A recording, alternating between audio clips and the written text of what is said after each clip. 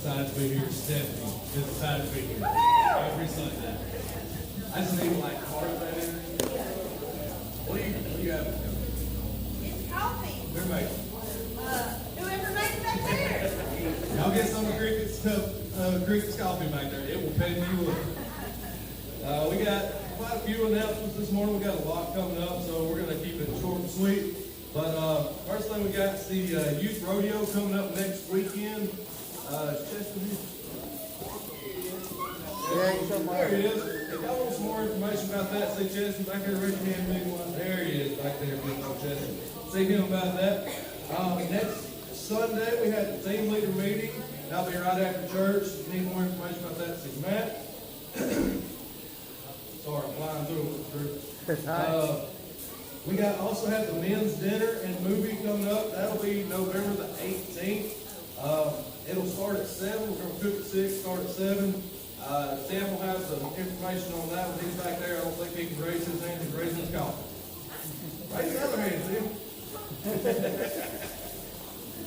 So if you want, we encourage y'all to come to that. It'll be a good deal. We'll have a lot of fun. We also have Thanksgiving lunch. I missed one. We have Thanksgiving lunch coming up on the 20th. The church is going to provide the meat. We can cook that. Sign up for sides and desserts. It's back there on the bulletin board. Sign up sheet. So just if you want to bring something, we just want you to sign up. That way, one, we know how many to cook for, and two, we don't have about 5 potato salads and 6 green beans. That way we can kind of split it up a little bit. Also, we have Thanksgiving plates. That'll be on 23rd. November the 23rd, 3 to 8. There's a number to call or text right there to reserve plates. That way we know, hey, call the party at 5. We'll have 5 plates ready to go. Y'all pick them up and leave. It's for anybody. If you just don't feel like cooking that Wednesday, please call in or text and get a plate. It's for everybody. Also, we have, I don't think this is on the bulletin board back there, but the last day for the veteran shirts is today. So if you want one of those, please see Raven. She's hiding over there. Yeah. So please see her if you want one of the veteran shirts. And last thing I got on the bulletin board back there, we have a thing for the hoodies. I know a lot of people have been asking about those. So just sign up if you want one, and you can see. There are order forms on the table. Oh, I apologize. There are order forms on the table. There's a picture of what it looks like on the board. And a picture of what it looks like on the bulletin board. Did they bring those to you? All right. I think that's all I got. Matt Carpenter brought pumpkins. He said all the kids could just take one pumpkin from the card at the church today. All right, y'all didn't hear that? Matt Carpenter brought pumpkins up here. If your kid wants one, take it home, carve it today. That's what they're for. Y'all take them home. If not, they will sit here and we might grow more pumpkins. There's a few more out front. And there's more out front. So if we run out up here, grab one out front. But please help yourself with those. I think that's all. Let's pray this morning. Dear Heavenly Father, God, just thank you for allowing us to be here in your house and allowing us to come to worship you this morning. God, we thank you for feeling your presence among us today. We thank you for the weather, even though it's a little bit gloomy and wet, but God, we also know that we had a dry spell for a couple months. Lord, you have the perfect plan. You know exactly what we need, when we need, and we just thank you and praise you for that. God, this morning I pray for the people that are lost, that are sick, that are hurting, that the people that don't know you. God, I pray that they find you today, that they know who you are, that they make a relationship with you. God, whether they're sitting in this barn, watching on the internet, whether they drive by this place this morning, I pray that they come to know you. God, this morning I pray that you be with the praise and worship team.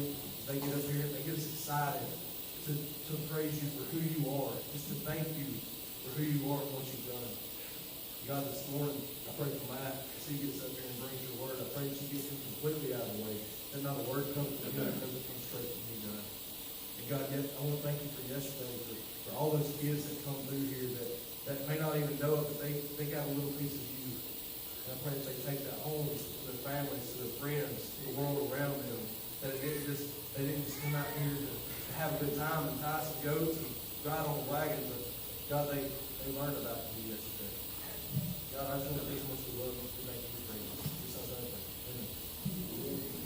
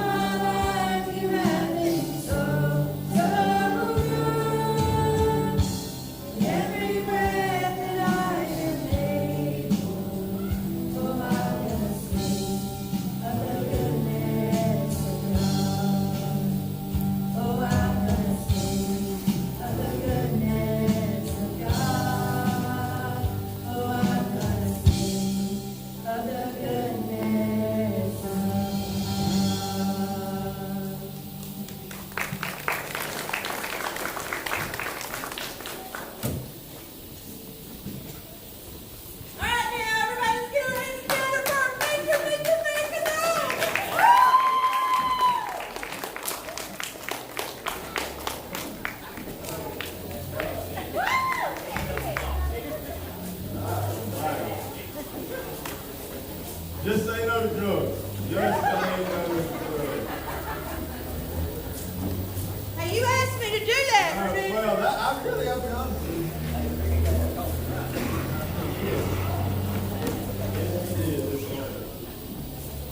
Hey, two quick things I just want to share with you. Hey, you guys, if you've been here, you know what we do, know what our Christmas live nativity scene thing looks like. We're going to meet right after church for just a few minutes. If you want to be a part of that, if you don't, if you're here this morning and you don't want to be a part of that, and you don't show up for the meeting, just know this. We're going to come and find you before we put that deal together and ask you to help. So it's kind of like the draft. You can either volunteer or we can come at you. It's up to you. But we're going to meet real quick right after church. And then the other thing, and I know, guys, I am well aware of what November 19th means in the state of Alabama. I get that. I know what it is. I know it's the opening day of deer season. But I'm just telling you right here, I promise you, and this is really where my message came from this morning. It's something that I know, I've known, but it's one of those deals where it just reminds me. But if you're a man, I'm going to strongly, I'll even beg. I will literally beg, will you please come November the 18th and let us feed you a hamburger and show you a movie. And I promise you, like, man, I'm not coming to hang out with a bunch of dudes and watch a movie. I'm telling you, this movie will change your life. I swear. I promise you, it will change your life. And so, if you're a man, I don't care where you're at in life, whether you're single, married, got kids, grandparents, uncle, I'm just telling you.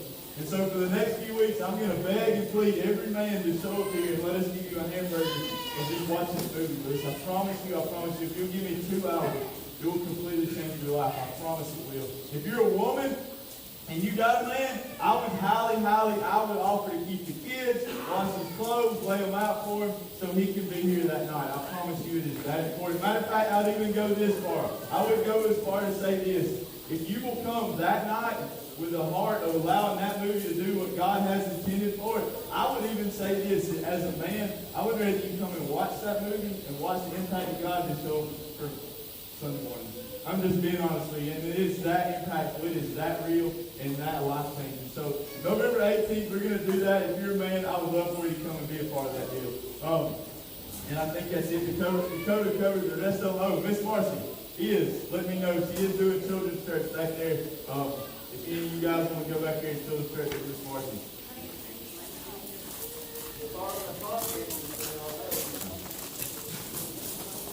Well, easy, Robert. Easy, Robert.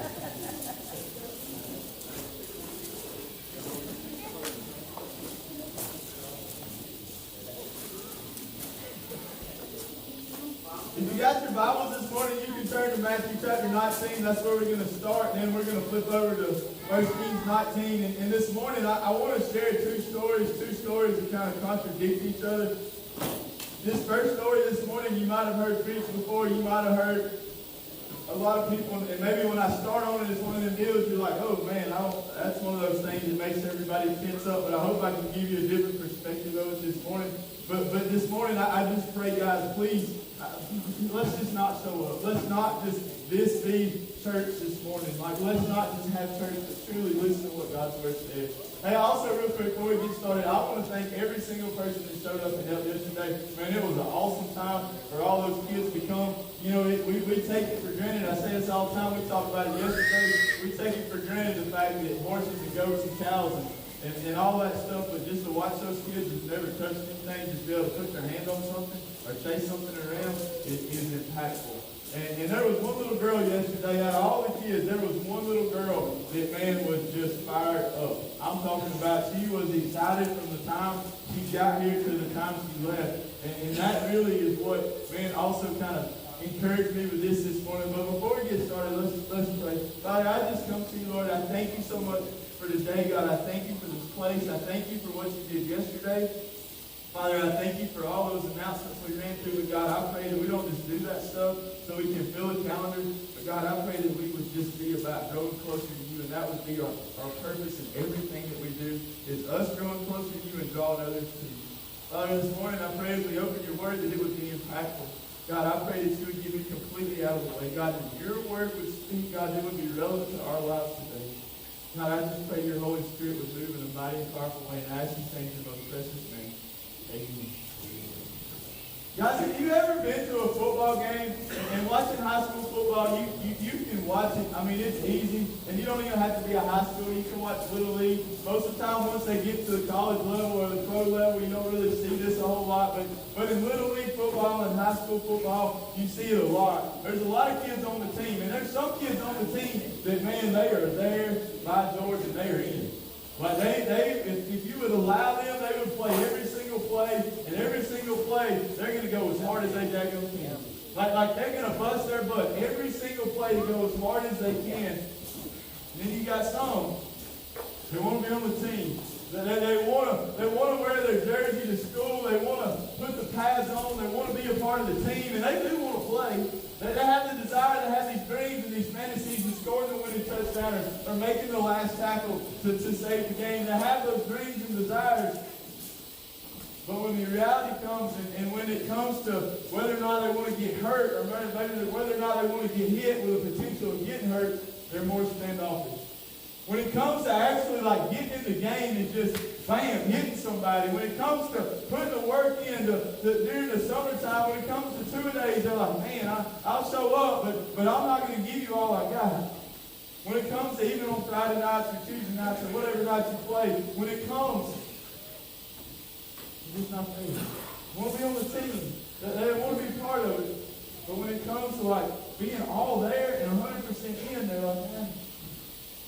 Maybe you've never watched a football game, which would be hard to believe, but maybe you've watched a bull riding. If you watch bull riding long enough or bronc riding long enough, you'll find these people right here. They want to be a bull rider, they want to be a bronc rider, but guess what? They're scared to death. And so, man, when they get them on, when you can watch these guys, and I would say they don't ride, they get on. Because what they do is they'll climb over the chute and they go through all the motions. They would look like somebody that knows what they're doing and they're ready and they shake their head and they put their cigarette out on the side of the bull because they're bad and they're tough. And I promise you, as soon as the gate opens, they're looking for the first piece of ground they can get on to get off of what they just got on. I know that's funny, but it's the truth because here's their mentality. Like, I want to be a bull rider and I want to hang out at the bar and tell everybody I'm a bull rider. But the reality is, I don't want to ride that sucker more than about one spin because I might get hurt bad. But if my mentality is when they open the gate, if I'm already planning to let go and get off, I could probably walk away from that deal and act like I'm hurt. And then all the little gals come running up to me like, oh, right? No, I don't sound like that. Listen to yourself. Oh, that's what y'all sound like. That basically doesn't sound like that. I'm just saying, that's the point. It's like, hey, I want to be this, but not really. I just think I do. I want everybody to think that's what I am. Let me ask you this morning, guys. What about for you guys that are married? You probably stood at an altar and probably looked a little different than this right here. You repeated some words from the spouse and the creature and God Himself. You made some things, you said some things, you repeated some things, some commitments that you made.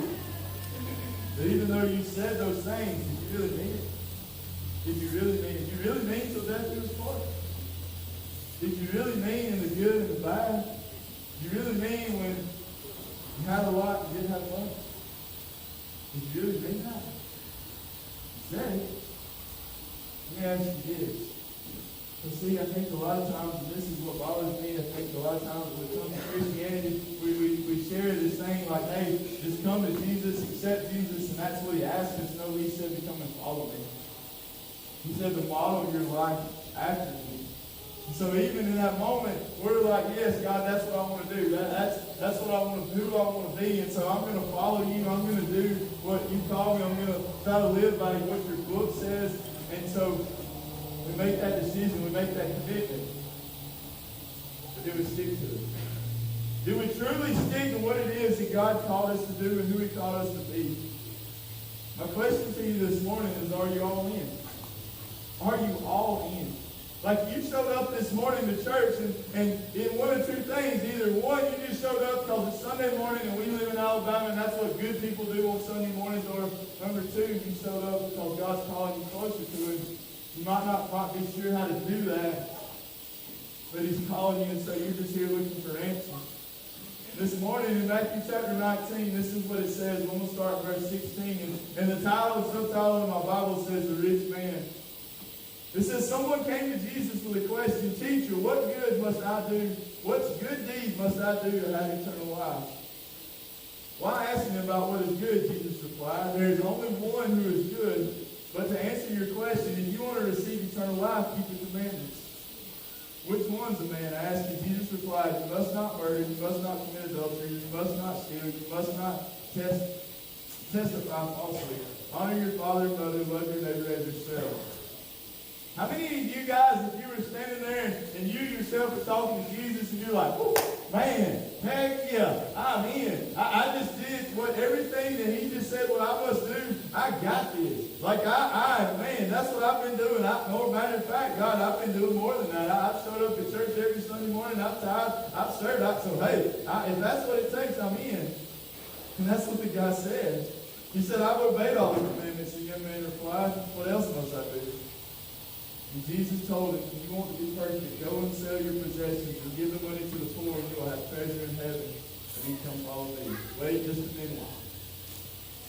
Wait just a minute. He said, hey, if you want to inherit the kingdom of heaven, you must go and sell everything you have. Give that money to the poor and come and follow me.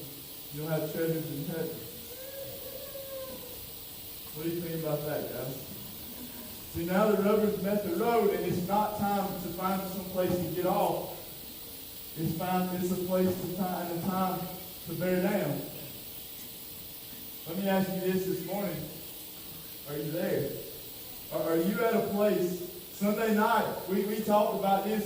Wednesday night, we talked about having faith and showing our faith and using our faith. And I told him, I said, I really feel like I'm at a place where I want God to increase my faith in him.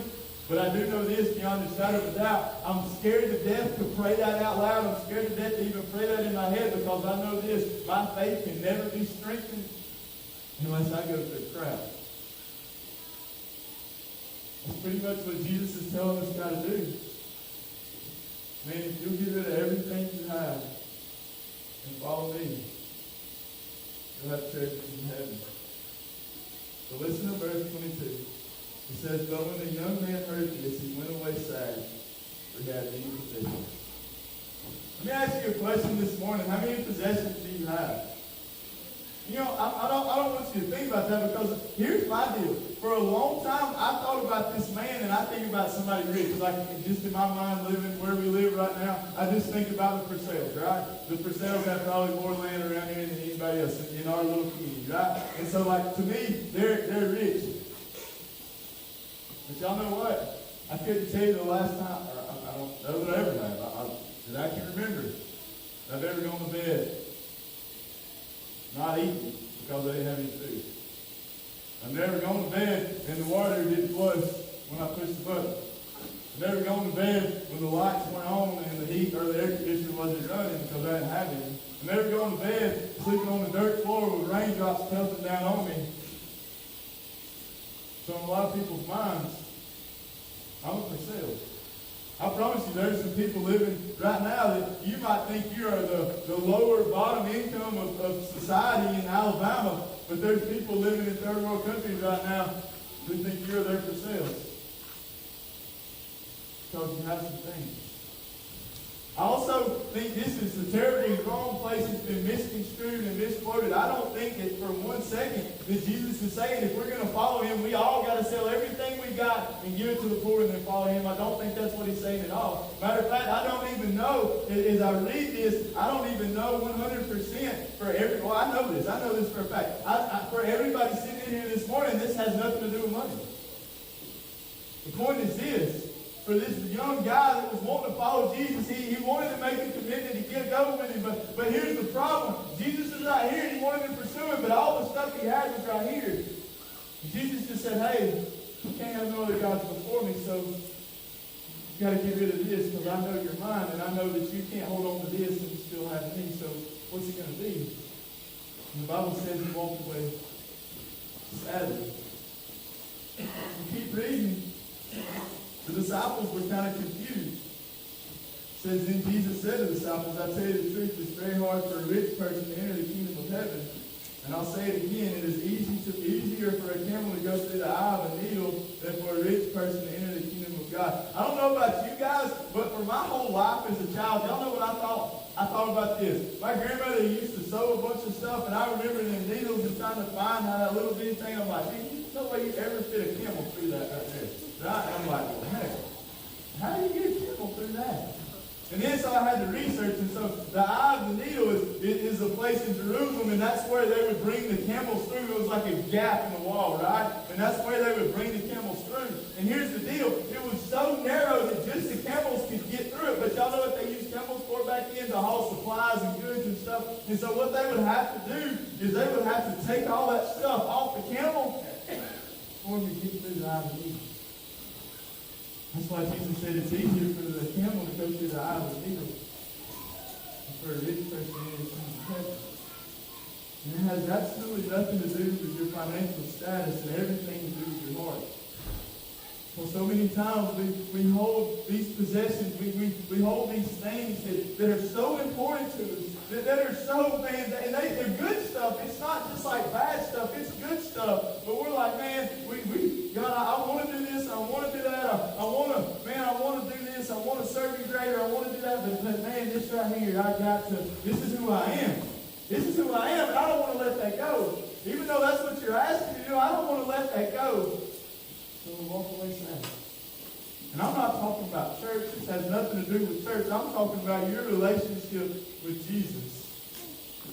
So we walk away and we go back to what we know. We return to those things that make us feel okay and those things that make us feel warm and fuzzy for a moment, but always end up letting us down, just like this guy in the story. So many times we make the decision not to let it go. I'll be honest with you guys, there was a time in my life, man, and I told her this, and I told him this, and both of them, to be honest with you, and I'm sure that little girl inside of Mallory is going to do the same thing to me at some point in time. But there's been times in my life where I had to go to my wife, who I love and desire, and just, man, I think she is great, and tell her I had to devote her a little bit. Because there's been times in my life where I had her up on Facebook. God. There's been times in my life, man, I'll never forget in that operating or delivery room, man, when Jack and Knowles came out. Man, I want to be a dad my whole life. And y'all know, you being like, I'm excited about having a little, kind of excited. I realize we're probably going to jail, so this deal's over with. I've never had a little girl before. But I was excited about having, every man wants a boy. Right? To come along, man, I remember, and then, man, when Duke came along, I'm like, man, I only got one, I got two. There's been times in my life where I had to go back and repent, like, thank God I have allowed these things, these people that you gave me, that I love so much to become more important than you. I'm not talking about church, I'm talking about Him. That is a new. I'm not talking about things in your life that necessarily that we are like church and we're like, oh, you got to put God above that. No, I'm talking about the things that we can miss. But I will tell you this on the same side note, it's amazing how much deeper and harder I can love my wife and my kids. And I love them more.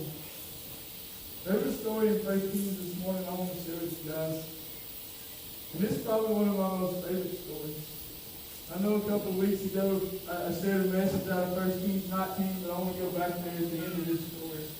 So that in 1 Kings 19, there's a prophet that we've been all talking about. His name's Elijah, and we've known what Elijah's done. Elijah's done a lot of amazing, cool things. But God said it's time for Elijah's ministry to be over. And so God begins to prepare someone else. And so in 1 Kings chapter 19, verse 19, this is what it says. It says, so Elijah went and found Elisha, son of Shaphat, plowing a field. There were 12 teams of oxen in the field, and Elisha was plowing the 12th team. Can you imagine? I just want us to get this in our head, right? And for you guys that have been up to Lawrenceburg, Tennessee, and watched the Amish in the spring and the fall when they're plowing the fields, a lot of times you'll go by a big field, and there'll be multiple teams, right? There'll be multiple Amish guys with teams of mules or horses, and they're plowing that field up. And so that's what's going on here. There's like 12 guys, the Bible says, and they're all, instead of having a great big old wide plow, they all got their little plows with their oxen pulling it. And there's 12 of them, so they can accomplish the task faster. And the man that starts, and then the next guy slides over, and he starts, and the next guy slides over. And so they're in a line coming out here plowing the field. And it says in the Bible that Elisha is at the back. It says he's the 12th one. This is what it says. It says there were 12 teams of oxen in the field, and Elisha was plowing with the 12th team. Elijah went over to him and threw his cloak across his shoulders and then walked away. Y'all know what I love to do more than anything? Like, I love to scare somebody. Like, I really do. And I know that's stupid, but like, I absolutely love to sneak up behind somebody and scare them. Can you imagine if you're out there plowing in the field and Elijah, he's like, man, whatever is going through his mind, right? And then Elijah comes up behind him and just throws his jacket on him and runs off. Man, I would have let that plow go and Chuck Norris drop kick that dude so fast. Like, y'all know what I'm saying? Y'all like y'all ain't. But I'm just saying, that's what happened. It says he just came up and threw his jacket on him. And this is what it says. Elisha left the oxen standing there and ran after Elijah and said to him, "First let me go and kiss my father and my mother goodbye, and then I'll go with you." Elijah replied, "Go on back, but think about what I've done to you." So Elijah told Elisha to go back and tell his mother and father goodbye and then come follow me. But as you're going, I want you to ponder what I have called you to do. Like what God has called you, that's what Elijah meant to Elisha when he threw his jacket on him. That's what that represented. Hey, what God has called me to do, I'm now passing on to you. I'm going to take this and give it to you because now it's time for me to go away and you to take over. And so here's my cloak. I'm giving it to you. I think it's really cool that Elijah just gave it to him and walked off. He didn't have like some big ceremony, right? He just hung it on him and continued walking. But that's what was going on. So he told him to go back home. Maybe this morning, you know that God's called you to do something, and you're ready to go. But the most impactful part of this story is what happens next. In verse 21, it says this. It says, "So Elisha returned to his oxen and slaughtered them. He used the wood for the plow to build a fire to roast the flesh. He passed around the meat to the townspeople, and they all ate. And then he went with Elijah as his assistant." You might not think much about that this morning as you read through that story, but here's what you need to know. Elisha was a farmer. Elisha was a farmer. The only way he made a living, the only way his family ever ate is if he put a crop in the ground and then it came back up. I don't know about this, but for you guys that know, man, the road croppers around here, if they just decided, hey, we're farmers, but we're going to burn all our tractors. We're going to get rid of all our tractors. How much sense does that make? It makes absolutely none unless God has called you to do something great. But that's what he did. It doesn't say that he went, because in my mind, I'm like, okay, God, well, I'm a farmer. Now you want me to go be a preacher and a prophet. So let me get on Craigslist. Let me get on Facebook Marketplace and sell my oxen, sell my mules, sell my plows, and give me some money up, and then I'm going to go. That's not what he did. Okay, God, sell these resources that you've given me because you blessed me with this stuff. Let me sell this stuff, and then I can go and do that.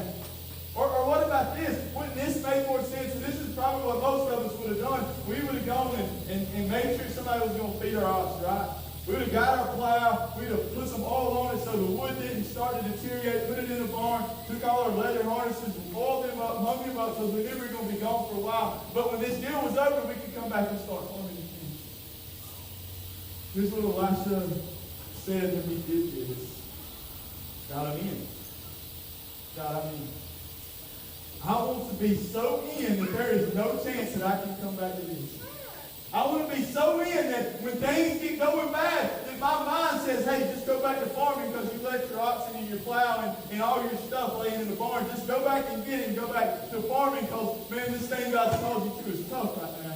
And it's hard and it's not going the way you want it to, so just go back to that. Elisha said, no. There's no plan B for me. Elisha said, no, there is no plan B for me. I don't know about you guys, but too many times in my life I want plan B. I want to know, like, if this doesn't work out, then I got something else. If this doesn't go the way I want it to go, then I got something to fall back on, right? That's how we live our life. And I'm not saying the Bible is full of talking about how we need to use wisdom and financial decisions and everything we do. And I'm not saying it's not smart to prepare, but I'm telling you this, when God calls us to do something, to follow Him, too many times we're like the rich young guy who doesn't want to give up what we have, and we need to be like Elisha, who decided, not only am I going to give up what I got, but I'm going to get rid of it to make sure that I can't ever go back. There's a book that I would highly recommend everybody in here read, and I hate to read. I'm just telling you, I hate to read. And this is the first book I read since I got out of school. And I read it all the way through. I would literally stay up at night trying to read some more of this book because it was easy to read. It was, man, it spoke to me. But it's by a guy named Mark Batterson, and the name of the book is All In. And in that book, Mark has a story that he shares in one of the chapters, and I want to share it with you guys this morning. Maybe it's a story some of you have heard before. Maybe it's a story some of you know. But, you know, it's hard for us to live in society we live in and just think that everything's always kind of been like it has been now. It wasn't that long ago that all of this was nothing. And I'll say this too, I don't know, growing up in high school and even in college, the little bit that I went, like, I hated history more than anything. Like, I mean, history was a place for me to leave a drool stain on the desk. That's what history was for me, because I was just, but really, if I'm honest, I guess so was English and math and science. Anyway. Well, man, I love history now because I really feel like I need to know where I've been and know where I'm going sometimes. I want to share with you a history story this morning. On February 19, 1519, there was a Spanish explorer named Hernán Cortez. And he had set sail from Mexico with an entourage of 11 ships, 13 horses, 110 sailors, and 553 soldiers. The indigenous population upon his arrival was approximately 5 million. From a purely mathematical standpoint, the odds were stacked against him by a ratio of 7,541 to 1. 2 previous Spanish expeditions had failed to even establish a settlement in the New World. Yet Cortez ended up conquering much of the South American continent. I can't talk this morning. I want you to think about that. So multiple people have gone and tried to establish South America, to explore it and to claim it for their own. And when they get there, Cortez finds himself in the Bible. The story says he had 11 ships, 13 horses, 110 sailors, and 553 soldiers. So if you count the sailors and the soldiers, he's got 663 people with him. And the Bible says that at that time, what we know as Mexico was inhabited by 5 million Mexican Indians, for lack of a better word. 7,541 people. Just think about that for a second. Think about the fact that you have been called to go into battle and you yourself have to defeat 7,541 people. Each person in here has to individually defeat 7,541 people. Let me ask y'all this. If I'm Cortez and I have tricked all y'all into going with me to take over this new place, and we get there and I'm like, look guys, I know we're here on the beach. I know you left your families and you came and you followed me. But man, I'm just telling you right now, for all intent purposes, it's not going to be good. For all intent purposes, there's been people that came before us that failed and most of them died and didn't make it back. And just so you know what we're up against, there's going to be 7,541 people that I need each one of you individuals to defeat or overtake. Can you imagine how that pep rally went on the beach when they landed there? I mean, seriously, think about, man, he's trying to encourage these people to go and to fight. I don't know about y'all, but what would you guys do? What would you guys do in that situation when you know that there's been others who have showed up, who have tried to do what you're attempting to do, who have been undermanned, under whatever, but yet here you are. Here's what Cortez did. He gathered all those sailors, he gathered all those army guys, held their horses, and Cortez told them to do this. Burn the ships. Set the ships on fire. Wow, that's the dumbest thing I've ever heard in my life. If they start overtaking us, how in the world can we ever go back? Can't. when the ships are burning, you got to do what you're called to do. You got to do what you're called to do. See, the problem in the Christian culture is too many of us aren't willing to burn our ships. Because if this Jesus thing don't work out, then we're just going to go back to what we know. We're just going to go back to doing the things we've always done. We're going to go back to the things that make us feel good and comfortable. I read this last statement. It says, as the crew watched the fleet of ships burn and sink, they came to terms with the fact that retreat was not an option.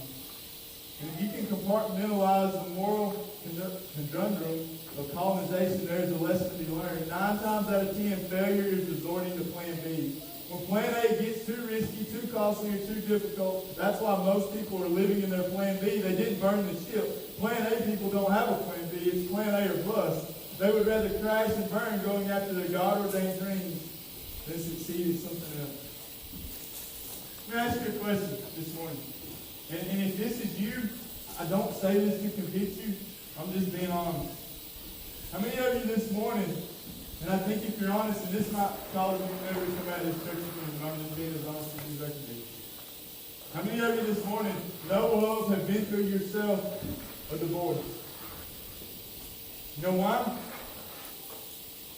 Plan A. I got a plan B. You know what I used to tell my boys when I quit telling them this? Like when they have a little girlfriend or whatever, they break up, I'd be like, hey, there's one at the end of every mailbox. That's our mentality. That's great to tell your 10-year-old. It's not great to be there at 25 when you got 2 kids or 35 or 40 or whatever. You know why? Because that's what we do. You know what I remember going, my grandmother had a Curtis Masters TV, probably bought it from Masters' dad. Had this dial on it, you go, you know what? One time that Curtis Masters TV broke. It took 12 people, 2 elephants, and a crane to get it out of her living room and take it up there. But you know what they do with that TV? They fixed it and brought it back. Since me and Mallory have been married, we probably had 10 TVs. You know how many of them got fixed? They ended up in Dover. You got to do it. We live in such a throwaway society, like, hey, if this don't work, then I'll just get something new. If my plan A doesn't work, I'll get something new. But God has ordained and called every single one of us. We've talked about this several times. Like it says, He knit you together in your mother's womb, and He had a plan and a purpose for you. But too many times we want to live like that young kid, where when God said, hey, if you're willing to give this up, come and follow me, that's great. And He said, oh, dang, plan B. Too many times, you don't have the faith of Lazarus.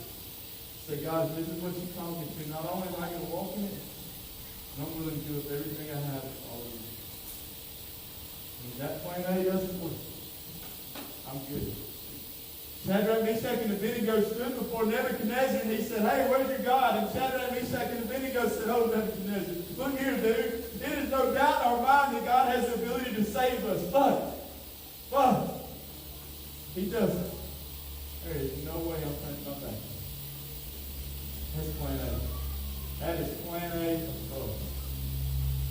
Too many times as Christians and Christ followers, we are letting go. Go back to plan B because it's got hard and it's got tough. I encourage you this morning. Plan A or both. Plan A or both. Let me pray. God, I just come to you this morning, Lord. I thank you for who you are, God. I thank you for what you've done. Father, I pray this morning for every single person sitting here, every single person watching online. God, I pray that this morning, what you have called them to, God, that they've been running for, maybe they've just had something on the back burner in case this got too rough or too convicting or too hard or too painful, that man, they just go back to this. Father, I pray this morning that they be ready to burn their ship. God, may be ready to give every single bit of it to you and pursue you with everything they have. God, I thank you so much for your word. God, I thank you so much for your heart. And I thank you so much for your son. God, I ask all these things in the most precious name. Amen. Guys, I hope you have an awesome day.